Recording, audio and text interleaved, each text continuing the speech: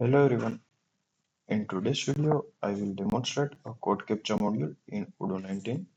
This module adds an extra layer of security to your Odoo login page by introducing a CAPTCHA verification system to prevent automated login attempts and bot access. Let's see how it's works. First, go to the Odoo app menu for the installation of the module. We search for the module. WB code captcha into our database. This module is already installed. Now navigate to the Odoo login page. Here you will notice a new option called I am not a robot.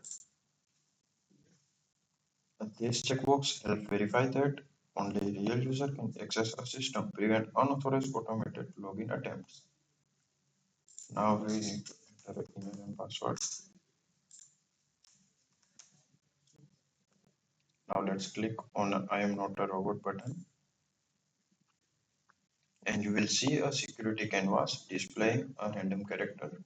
Type exit code shown on the screen into the input field. This verification process ensures security authentication before login.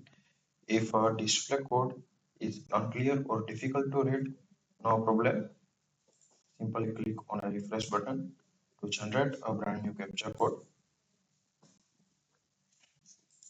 So now we add a code.